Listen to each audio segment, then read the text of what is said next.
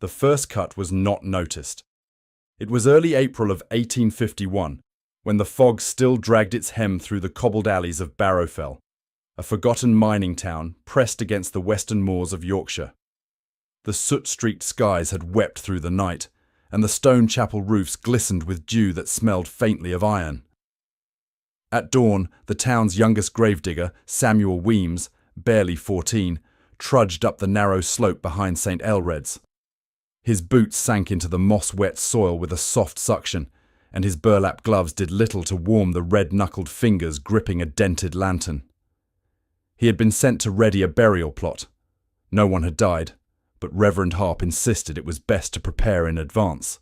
For the Lord moves quickly, he'd say, always with a twitch of the right eye. It was there, beyond the stone wall and the crooked row of larches, that Samuel heard it. Not a scream, not a cry. A wet slicing sound, like fruit skins splitting under too much weight. Then the whisper of movement. Then stillness. He raised the lantern. At the edge of the forgotten field that bordered the old orphanage, known formerly as Our Merciful Sisters' Sanctuary, stood a small boy. Shirtless in the chill, barefoot, trembling. Pale scars laced his torso like a cruel map.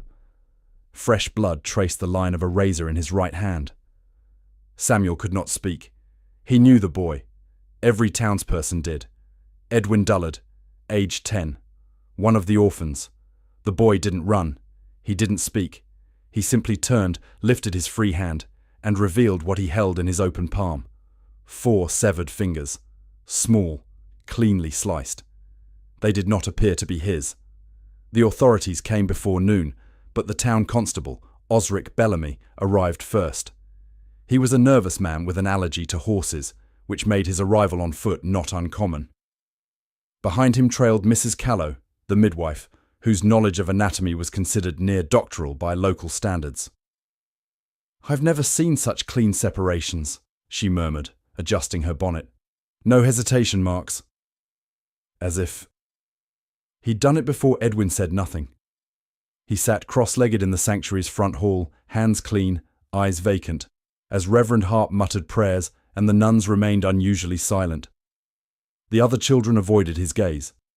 Some pressed their hands over their mouths. Others shook gently without tears. When asked where he had found the fingers, Edwin simply whispered, "They gave them." The Reverend, a thin man with blistered lips and a voice that cracked on vowels, insisted it was a prank. A child's trick. Edwin was always odd, but Bellamy found the blade tucked under Edwin's straw mattress, a shaving razor, notched, rusted, and inscribed faintly in Latin. Veritas per sanguinem, truth through blood. The orphanage itself had once been a textile hall.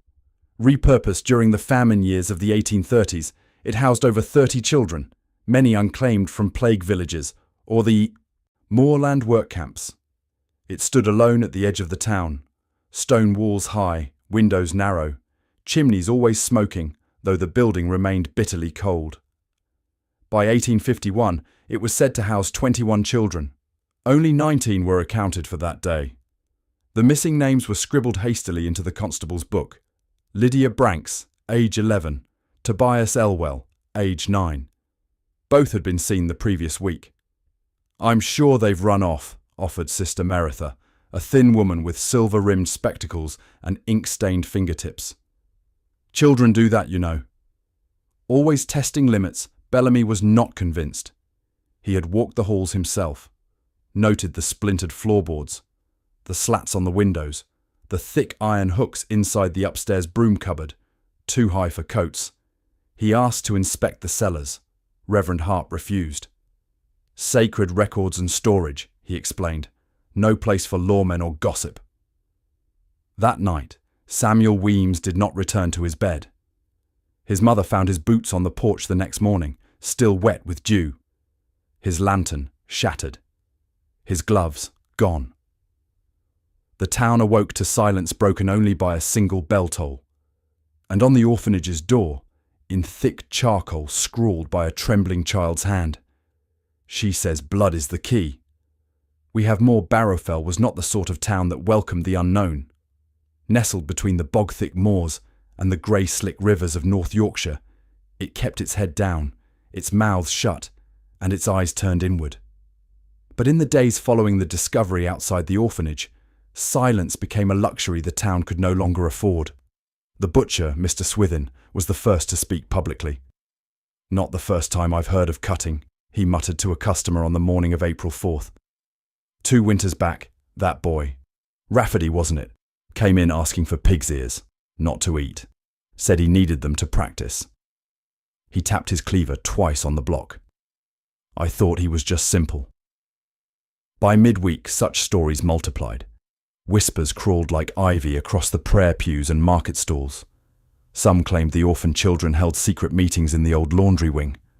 Others swore that odd moaning had been heard from beneath the floorboards during Sunday Mass.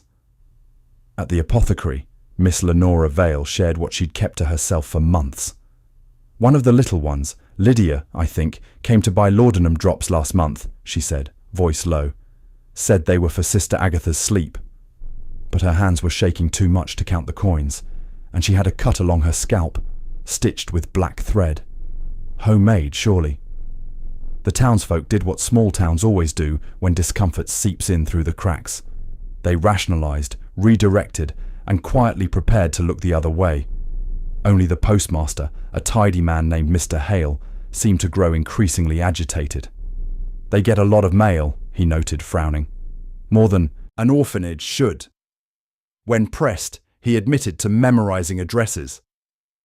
"All from the same place," he whispered. "Holbray Abbey, Archivum Septem." That's no convent I've ever heard of. Bellamy, meanwhile, had taken to walking past the sanctuary nightly, notebook tucked under his arm, lantern dimmed. He never ventured inside. Reverend Harp had closed the grounds to outsiders, citing spiritual recalibration. But from the road, Bellamy noticed small things. The window shutters now stayed closed at all hours. The children were no longer seen in the chapel yard, and smoke no longer rose from the kitchen flue. Instead, faint candlelight flickered at odd hours from the top floor, specifically the east wing, where the oldest children were housed. He recorded it without comment. On April 6th, the town met unofficially at the Widow Calder's tea room, an unspoken gathering place for unofficial matters. "It's not the children," said Mr. Biddlecombe, the cooper. "It's what they're being made to do." "That's what I say. But by whom?" asked Lenora Vale. "There are only 5 sisters and the Reverend, not enough to watch all of them at once. Someone mentioned the name of Sister Maritha." "She wasn't born here," said Mrs. Callow, stirring her tea. "Came from Cornwall. Brought with her a locked trunk the size of a coffin. Wouldn't let the porters touch it. And Reverend Harp," offered Mr. Hale. "He wasn't always so withdrawn. I remember when he first arrived in 45. He laughed, told stories. Now he looks at the children like they owe him something. Nobody spoke for a while after that. Then old Elias Gow, who hadn't attended church in years, raised a crooked finger. 'They say the sanctuary wasn't built on clean land,' he murmured. 'Before it was a textile hall, it was a debtor's house.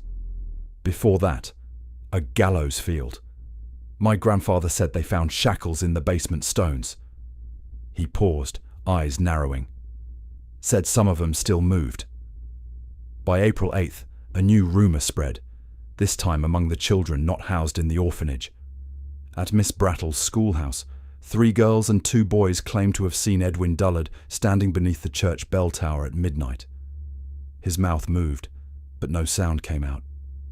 One girl, 7-year-old Marnie Thistle, fainted after claiming he smiled at her, even though his eyes remained closed the entire time. "He had thread in his teeth," she said between sobs. "Black thread." The teacher dismissed it as nightmare-induced hysteria. But by morning, the rope of the bell tower was found unspooled, frayed at the top. No one could explain how it had been reached. The ladder had been locked in the sexton's shed. Among the few who held official concern was Dr. Giles Morvan, a physician of middling reputation but sharp instincts.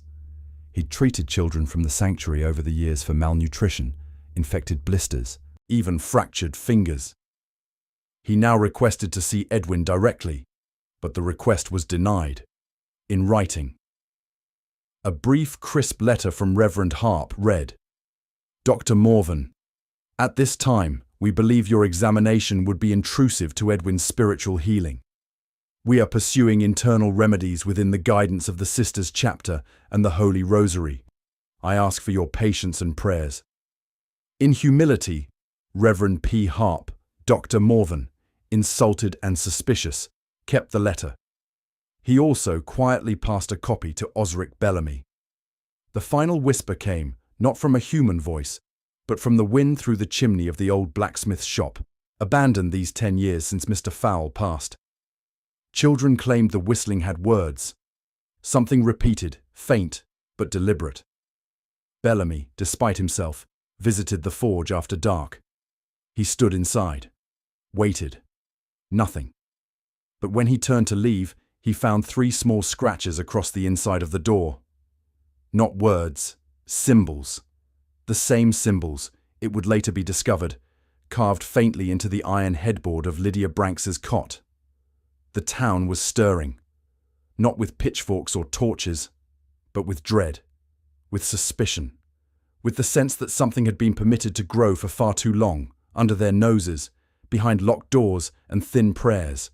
And while no one said it aloud, a quiet consensus began to form among the older families, those whose roots ran deeper than the moors. Children should not bleed in silence, and yet no one acted, not yet. The records concerning Edwin Dullard were as thin as the broth served in the sanctuary's refectory.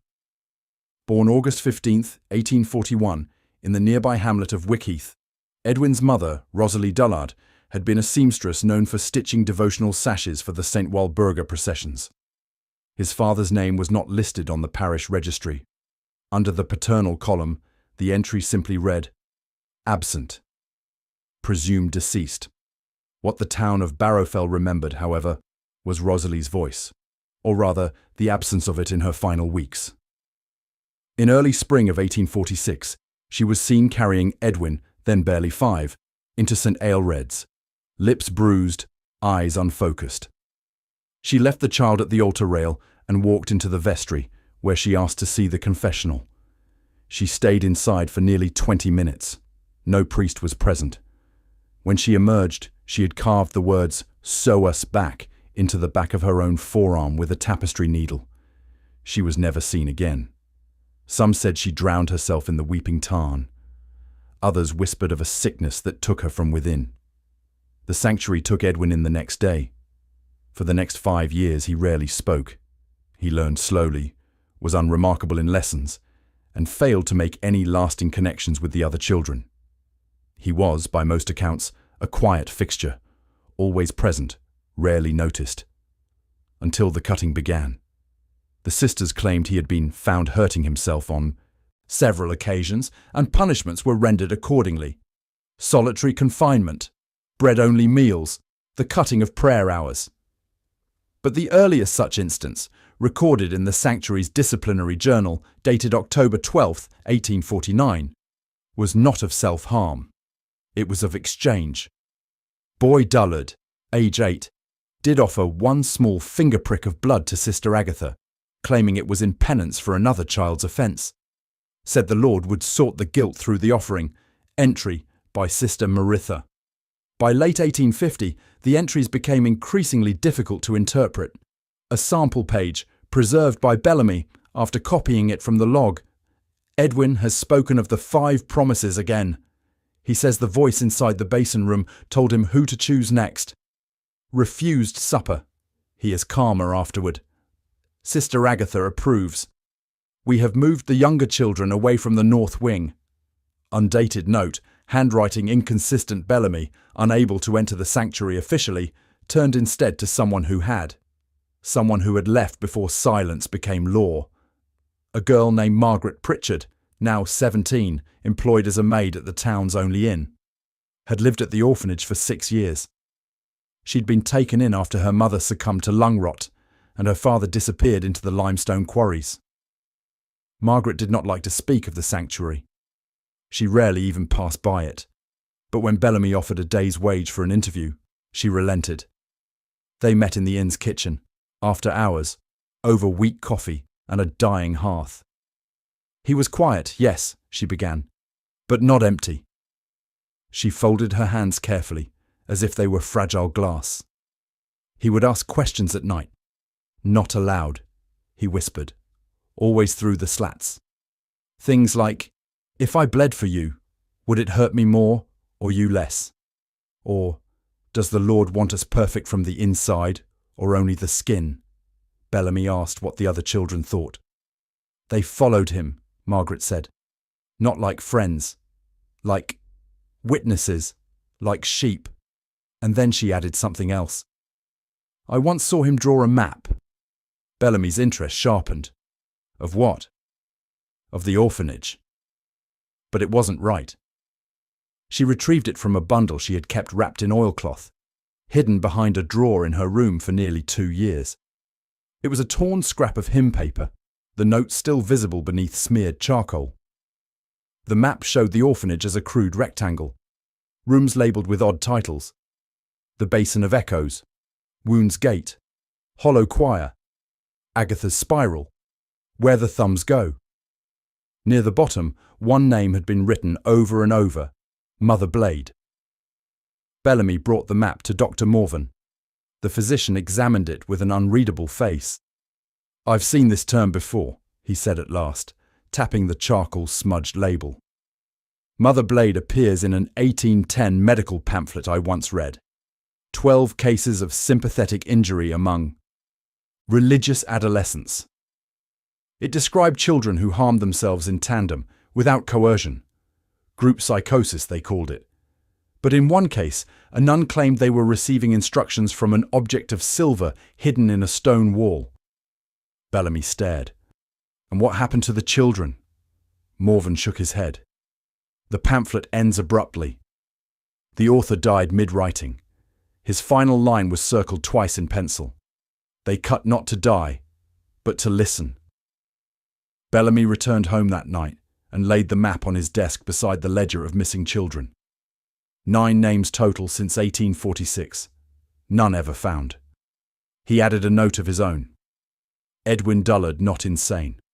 Not possessed, he believes. And belief, in the hands of the abandoned, is a dangerous thing. Meanwhile, at the orphanage, a new journal entry was written in a tight, unfamiliar hand. It would never be signed. April 9th, 1851. The thumbs have been given. The echoes are louder. The offering will soon be complete. The others feel her smile in the dark. Mother Blade listens with her teeth. Edwin prepares for the 5th. April 10th, 1851. The sky over Barrowfell turned a yellow-grey that morning, a sulphurous tint locals would later claim matched the colour of old bones before burial. It was the kind of dawn that made milk sour early and stirred dogs to howl at nothing. At precisely 6:03 a.m, the bell of St. Aelred's tolled on its own. The rope was locked, the tower sealed, and yet the iron tongue rang out exactly 5 times, each stroke colder than the last.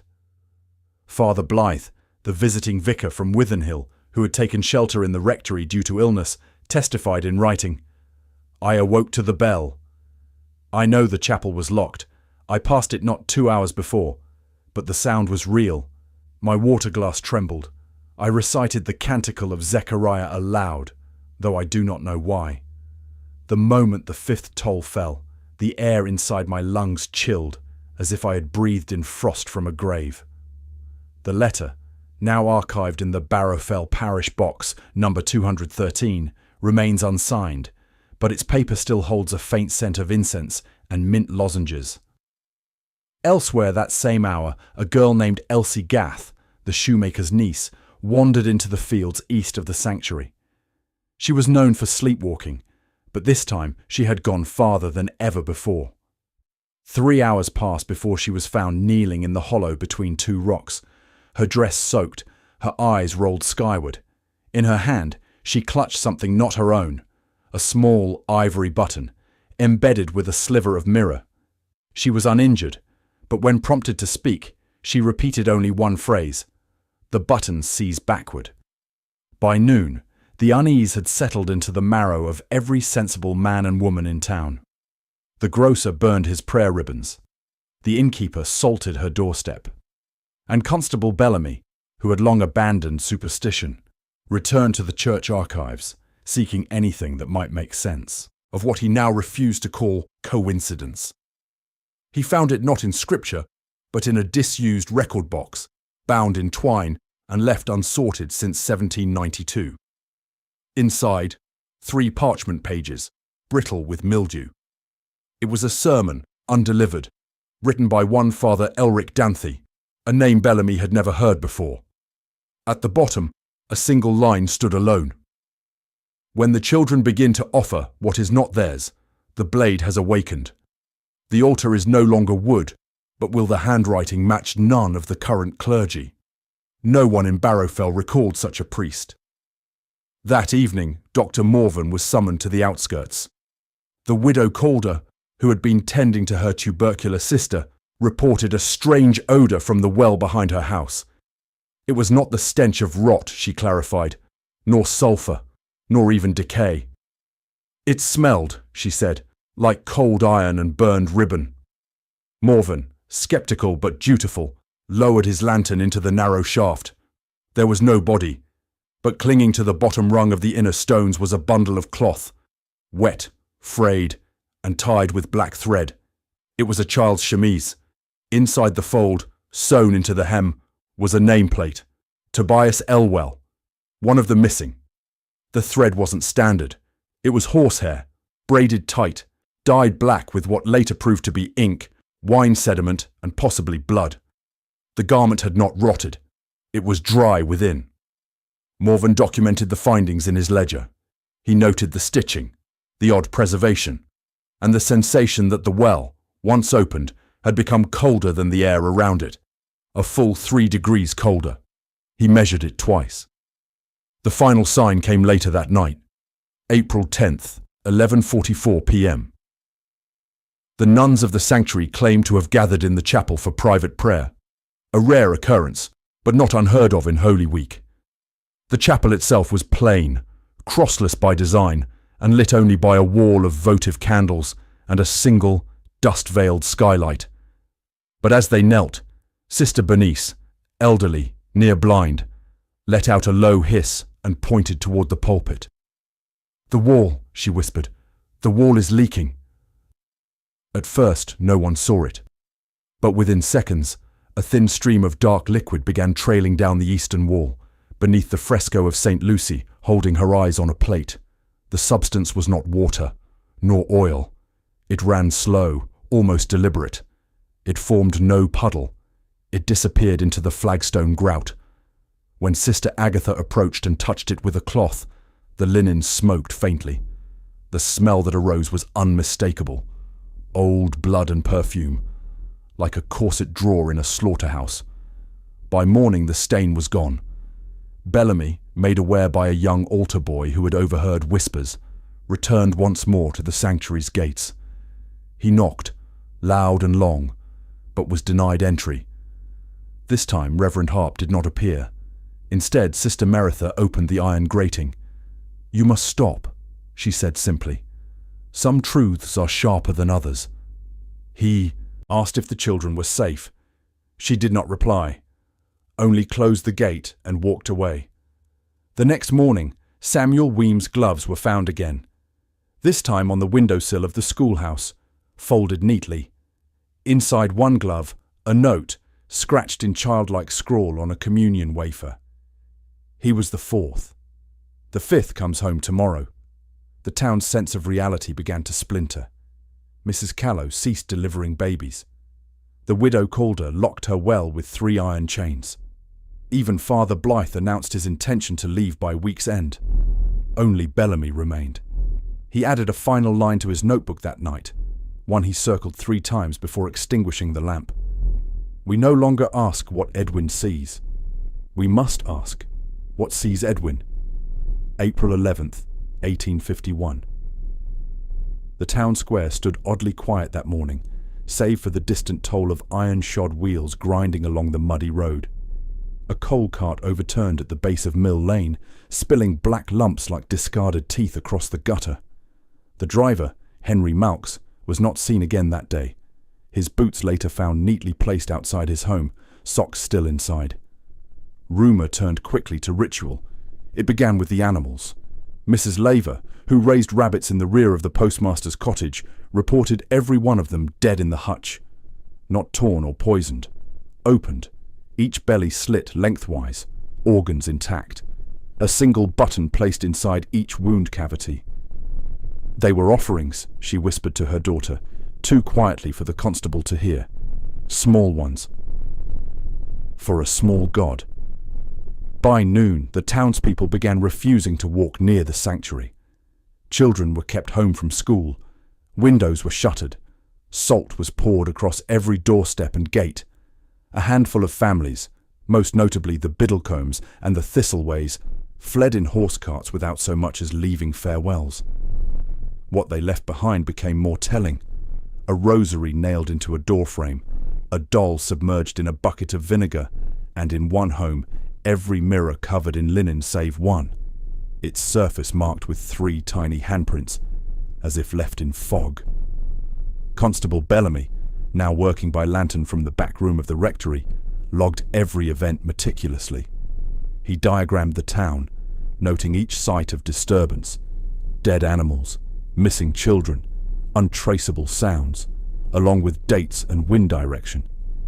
A pattern began to form. All signs led back to the eastern wing of the sanctuary, the oldest rooms, once the servant quarters when the building had been a textile hall, now converted to dormitories for the older boys, including Edwin. Bellamy requested formal entry again. This time, he brought a signed order from Father Blythe and Dr. Morven, an emergency clause citing threat to public order. He was allowed in, but only for 17 minutes. The visit, preserved in Bellamy's notebook and later confirmed in the Morven addendum, notes the following. The eastern hall smelled strongly of copper and camphor. The candles in the hallway burned blue. A faint sound, resembling humming or prayer, was heard beneath the floorboards, though no stairs descended. All boys were accounted for, except Edwin. One boy, Jasper Quinn, age 11, had stitched his lips shut with coarse black thread. He was found seated in the laundry basin, smiling. Bellamy's report closed with a single grim sentence. These children are not afraid. That is what frightens me most. That same evening, Dr. Morven received an envelope left anonymously at his doorstep. Inside were 9 teeth, each child-sized, each marked with a small engraving on the root, a symbol resembling a teardrop crossed with a vertical blade. No note, no blood. Just one phrase etched into the inside of the envelope flap in minuscule ink. We only borrow what's needed.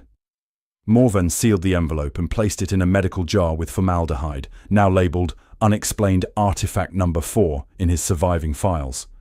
He did not sleep that night. Meanwhile, inside the sanctuary, something else was unravelling. Sister Agatha, long considered the most devout, was seen walking barefoot in the rain at dawn. Her habit dragged behind her like a burial shroud, soaked and clinging to her legs. She carried nothing but a wooden box, bound in twine. When approached by a nun from the kitchen, she smiled faintly and whispered, "He is preparing. She watches through him now." Then she placed the box beneath the chapel altar and wept for nearly an hour without making a sound. Later inspection of the box revealed the following contents: 5 buttons, a lock of hair braided with silver wire, a shard of mirror scorched at the edges, 1 child's tooth, hollowed out, filled with red wax, a page torn from the book of Isaiah, chapter 49, the verse underlined, "Behold, I have graven thee upon the palms of my hands at dusk." The final confrontation came. A woman named Merrin Gorse, schoolteacher, unmarried, known for her skepticism and stiff collars, marched directly to the orphanage gates. In her hand, she held a forged writ of inspection, falsely bearing the parish seal. She had taught Lydia Branks, and she had dreams that week, unexplained ones. Each time, Lydia stood behind her desk, holding out a razor, and each time, Merrin awoke with scratches on her palm that bled through the bandage by noon. So she went. Alone. What happened next is known only through fragments. A journal entry later recovered from Merrin's home reads, "They are not teaching them to pray. They are teaching them to choose. The sanctuary did not open its gates that evening.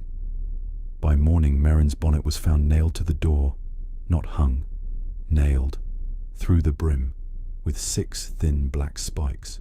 No note. Bellamy added her to the list. She became the 10th. April 12th dawned without birdsong. The sky remained white all day. No shadows, no sun. Reverend Harp was last seen standing before the chapel altar, whispering to a child who was not there. And in the chapel's apse, behind the sealed organ doors, someone, small, deliberate, had carved a new message into the wood. We are sharpening. The 5th is ready. Bellamy closed his logbook that night and placed it into a locked drawer. He wrote one final line in a separate notebook. One meant not for evidence, but for memory. The town has not broken because of what it sees. It is breaking because the children no longer cry April 13th, 1851. The winds returned that morning. Not violent, but deliberate. They moved in slow circular paths through Barrowfell's alleys and across the chapel courtyard, curling along stone walls and into window cracks like a long breath held too long. Soot from the forged chimneys drifted sideways, unable to rise. The air tasted faintly of salt and scorched lace. By now, even the skeptics stopped pretending. And it was on that morning, just as the mist began to thin over the moors, that Constable Osric Bellamy opened the oldest drawer in the Barrowfell Records Office. A drawer marked Prior Holdings, Tax Records, Closed Estates, Unclassified. Inside, buried between wool tariffs and ledger disputes, was a map. Not a town map, a building plan, unmarked by date, but the seal in the corner read, W. Harkress and Sons, Industrial Conversions, Established, 1812 Leeds. It was a conversion blueprint of the structure that would become the sanctuary. Originally labelled as Millworks, Orphan Textile Common, Upper Barrowfell Branch, constructed 1789, closed 1837. Bellamy examined it carefully. The layout was close to the modern orphanage, stone base, 3 floors, central hearth, chapel addition to the south wing. But something stood out. The blueprint included a sub-level, a floor not present in the current building's known records, labelled faintly in pencil, threading gallery, secure storage plus nonconformist quarters, closed 1803. A red X marked the northeast corner of the sub-level. Next to it, a faint hand-drawn symbol, 3 intersecting blades forming a star. The same symbol found carved inside Tobias Elwell's button. That same afternoon, Bellamy approached Dr. Morvan with the map. Together, they cross-referenced it against a geological survey archived by the Mining Board in 1844. The foundation structure was noted as asymmetrical, reinforced with unsealed masonry and possible sealed vaults from prior usage. In the margin, a cryptic note. Surveyors report child-size footprints in the sub-brick silt during echo tests. Written off as prank, the handwriting belonged to Harold Malks, Henry Malks' grandfather. Henry, the coal cart driver, who vanished just 2 days prior. But it wasn't until April 14th that the most disturbing artifact came to light. Sister Bernice, by now unwell, bedridden, and muttering in half-finished Latin, asked for a priest. Father Blythe had already fled. Dr. Morvan was summoned instead.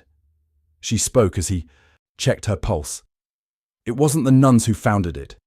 She was here long before the sisters arrived. They only named her.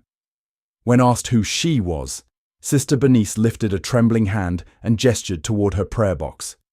Inside was no rosary, no relic, no psalter, only a folded sheet of vellum, cracked with age, dated at the top, May 3rd, 1792. It was a letter. To whom keeps the watch, we have failed in our task. The apprentices who remained have broken silence. The blood rites are no longer symbolic. The old basin, once drained and sealed, now fills again during moontide. One of the girls has begun to speak to her reflection. She says it answers, that it shows her where the cuts must go. We have barred the doors to the lower level. I have taken the blade from her hands and buried it inside the organ pipe behind the wall. They must never play that hymn again. If this letter finds another generation, be warned. The children do not remember until it begins again. Elias Wren, Overseer, Threading Gallery Division. The name Elias Wren matched a tax document Bellamy had uncovered earlier that week. A minor factory administrator who vanished in 1792 and was presumed to have fled debt charges. Now it seemed more likely that he had been devoured by something older than debt.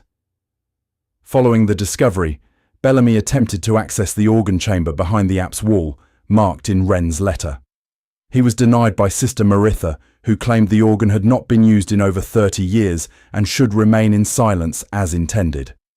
That same night, a boy named Milo Penrose, aged 12, was found in the chapel aisle. He had no memory of how he got there. His back was marked in raised, symmetrical lines, 5 parallel cuts across his shoulder blades, but there was no blood, no scarring, just bruising beneath the skin, as if pressed from within. He spoke 3 words before lapsing into sleep. The blade sings. Bellamy retrieved the organ key by force the next day. He entered the chamber alone. Inside the pipe, labelled G, sealed with wax and black cloth, he found a wrapped bundle. Within it, a narrow blade with no hilt, 7 inches in length, a handle made of bone, not wood, a Latin phrase etched across the flat of the blade's spine. Servitus per disciplinum. Devotion through discipline. Bellamy wrapped it in oilcloth and sealed it inside the rectory's sacrament box. He instructed Father Caro, the only remaining cleric, to bury it beneath the chapel floor the next day. But that night, someone broke into the rectory. The sacrament box was found open. The blade was gone. In the weeks that followed, no new children disappeared. But Edwin Dullard was never seen again. When questioned, the other orphans gave only vague replies. He went through the choir, one said. He stepped into the wall, said another. Only Jasper Quinn, the boy who'd stitched his lips shut, wrote something in chalk on the floor of his room days after the final disappearance. Mother Blade takes her 5th. The choir is full. The harm is done. Constable Bellamy sealed the map, the Elias Wren letter, and the chalk message in a tin box labelled Orphanage Archive, do not open without cause. He never filed it officially. Dr. Morvan retired from medicine within the month, and Sister Agatha vanished during a routine convent transfer to Lincolnshire. Her trunk arrived. She did not. Inside it, only 5 things. A strip of fabric, a cracked mirror shard, a rusted razor blade, a teething ring, and a doll, mouth stitched shut. By July, the sanctuary orphanage was restructured. The eastern wing was walled off. No official reason was given. A new set of nuns arrived from the St. Ursula Order in Canterbury, and all prior records were boxed, burned, or buried. No one spoke of Edwin again. But some say, if you walk past the old choir room just after midnight, when the wind is still, you might hear humming. Not a melody, not a song, just the sound of a blade slowly being sharpened against stone. April 18th, 1851. The day began with silence, not the familiar hush of foggy Barrowfell mornings, but something hollow, a vacuum in the air. No crows, no bells, no clatter of milk pails or chapel rustle, only wind moving too fast through still places and the clink of the lamplighter's pole as it struck a post outside the sanctuary gate, once, and then no more. That morning, 6 children failed to appear at breakfast, not reported missing, not announced. Their names simply went unspoken during roll call. The other children continued eating, calm as stone, their hands folded neatly in their laps. Only one, a boy named Eli Tench, looked directly at Sister Maritha and whispered, "We had to give the rest." The town, though trembling beneath the weight of weeks of fear, had not yet broken. But Bellamy had. He was seen walking barefoot across the rectory floor, dragging chalk symbols across the tiles in silent patterns. He refused food, drank only blessed water. He burned his own notebook on the church steps after midnight, murmuring phrases not written in scripture. Dr. Morvan attempted intervention. Bellamy's response was cold, clipped, and final. It's not possession, it's invitation. And they RSVP through skin. The evening of April 18th was marked by a final entry, one not found in any official archive, but handwritten by a local historian named Thaddeus Crimp, who visited Barrowfell in 1883 while researching a history of industrial child labour institutions. Crimp had interviewed a former nun, Sister Eleanor, who had fled the sanctuary just days after the final event. In her words, "We thought she was a metaphor," an old superstition the children clung to, like stories of headless saints or black dogs. But when they began arranging the hymn books into 5-pointed stars and humming in unison, humming notes I could not recognize, I knew it was doctrine, not folklore. Someone had taught them this. She described the night of the choir, April 18th, when the oldest children, 15 in total, gathered silently in the chapel. No adult summoned them. No bell rang.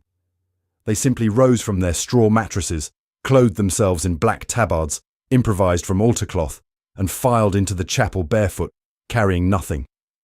Each child wore a stitched mark over their heart. A nun attempted to stop them, Sister Bernice, who had recovered briefly and returned to duty. She reached out to seize Edwin's wrist. He looked her in the eye, and then gently placed her own rosary into her mouth. Not cruelly, reverently. She sank to her knees, weeping. The next morning, none of the 15 children remained. Their cots were empty, the sheets folded, the beds unslept in. Only the chapel remained unlocked. Inside, the wooden floor beneath the altar had been pried open, planks removed in a neat square. What lay beneath was not soil. It was brick, red and ancient, layered with soot and bone dust, and in its centre, a single silver bowl, warm to the touch, though no fire had been lit. Inside the bowl were 5 teeth, 5 buttons, 5 fingernails, and a scrap of fabric with the word "Mother" embroidered in reverse. Bellamy did not speak again after that day. His final action, as reported by Dr. Morvan, was to take the Elias Wren letter, the Blades wrapping cloth, and a child's broken prayer book, then walk into the sanctuary one last time. He was not seen again. His coat was later found folded on the pulpit. Inside its pocket, a piece of mirror the size of a coin. It bore a child's breath mark, fogged from the inside. The following week, the sanctuary was closed. The building was declared spiritually compromised by a visiting bishop who spent exactly 13 minutes inside before emerging, pale and tight-lipped, requesting immediate transport. It was bricked shut, floor by floor. No rite was read, no cross affixed. The children were relocated to distant diocesan homes. Most of them forgot what had happened. One did not. Jasper Quinn, now mute, was found years later in a convent laundry room near Durham, scribbling the same sentence over and over into the condensation on the window panes. Choir is done. Blade sleeps, but she still listens. Only one final record exists, filed quietly in 1911, during a restoration of St. Elred's Chapel. A groundskeeper, William Fane, noted damage to the old bell tower and entered to inspect. There, hidden behind a collapsed rafter, he found a length of faded cloth tied around the skeleton of a child's hand, bones dry, but still curled in a grasping pose. In the cloth, a silver shaving razor, a ledger page torn from 1851, and a note in blood-faded ink, barely legible. The 5th was not the end. There is a 6th, and she already knows your name. The objects were handed over to the local museum and promptly misplaced in transit. The skeleton was never officially logged, and the chapel was quietly deconsecrated. To this day, locals speak rarely of the Razor Sanctuary. The building itself was finally demolished in 1932, though the sub-foundation proved curiously impossible to remove. A concrete slab was laid over it, flat, cold, lifeless. But every few years, someone finds a button on it, small, bone-coloured, split down the centre, and when held to the ear, some swear they can hear humming. No tune. Just a slow, ritual rhythm, as if something ancient is still sharpening itself beneath the earth. The town of Barrowfell did not die. It simply receded. By 1855, the ironworks had shuttered. The final railway extension, once proposed to connect the valley to the Leeds coal corridor, was abandoned after a landslide revealed a pit of charred animal bones and rusted nursery toys along the intended path. No report was filed. No investigation followed. The mapmakers erased the extension with a neat stroke. The townspeople stopped mentioning the sanctuary altogether. When visitors inquired about the grey ruins on the hill, they were told that was just an old mill. Too damp to save, but silence has seams, and seams, with time, split. The last remaining witness was Sister Eleanor. In 1869, she was institutionalized at the St. Winifred Hospital for the nervously afflicted. Her diagnosis was ecclesiastical delirium, a term used in that era to describe individuals who experienced hallucinations framed through excessive religious imagery. She spoke rarely, but when she did, she asked one question again and again. Did they open the fifth drawer? No one knew what it meant, not until 1903, when a descendant of Thaddeus Crimp, the historian who documented her interviews, inherited his uncle's papers. Among them was a sketch, an interior layout of the sanctuary's altar cabinet, based on Eleanor's mutterings. 4 drawers had been catalogued during the building's restoration in 1883. All empty, all rotted through. The 5th drawer, however, was missing entirely, not broken, absent. The woodworker overseeing the inventory noted in his journal, "No groove, no track, no hollow where the 5th might have fit, but the others are spaced as if something's been removed. Cleanly, as though it was never there or was taken long ago." The journal was stored in the Barrowfell Parish Archive Box number 326. It has since been lost in a fire. As the decades passed, the story faded. The sanctuary was demolished, as ordered. Its stone was repurposed, some used in the foundation of a newer school built half a mile away. Oddly, that school closed within 7 years. Mold issues, reports of strange drawings appearing overnight on slates, whispered prayers in languages no one could trace. It was never publicly connected to the sanctuary ruins, but in a footnote of a 1919 diocesan report on structural failures in post-Victorian parochial education buildings, the following line appears. The Barrowfell site, formerly Wardsend School, shows foundational distress unexplainable by soil or weather. Substrate believed to contain non-organic material disrupting ground stability. This remains the only known bureaucratic acknowledgement of anything beneath the sanctuary. The legacy of Edwin Dullard, if one can call it that, remains elusive.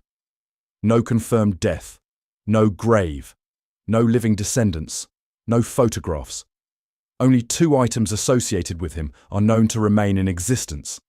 The thread map, drawn on hymn paper, depicting the interior of the orphanage with its renamed rooms.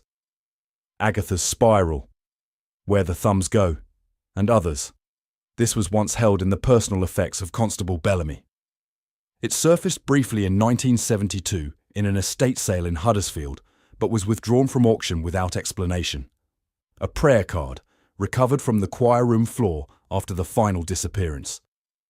On its face, a depiction of the Virgin Mary, eyes scratched out with a needle.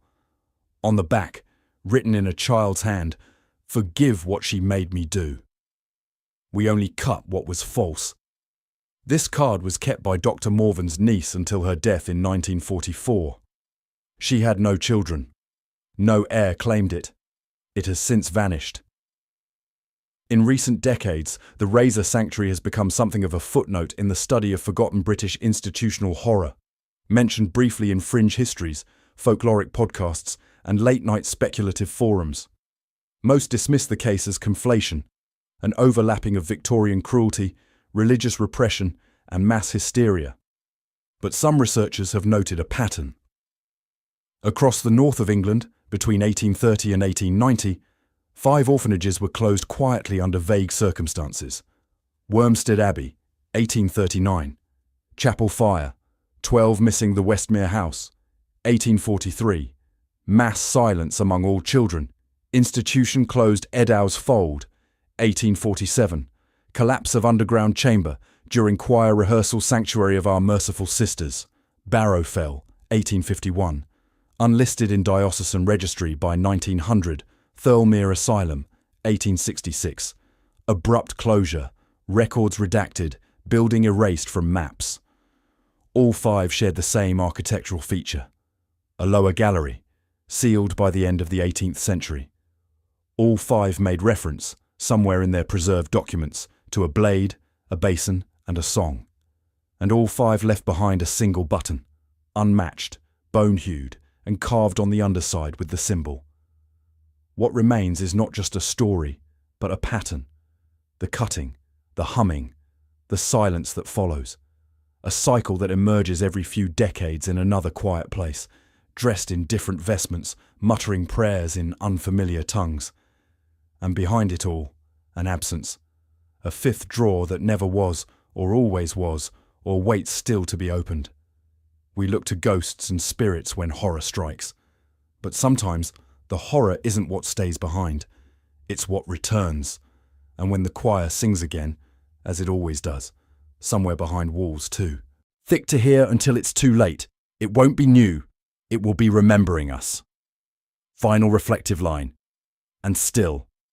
Beneath the concrete slab where the sanctuary once stood, there are no weeds, no grass, no cracks. Only smooth, unbroken stone. And sometimes, only sometimes it hums.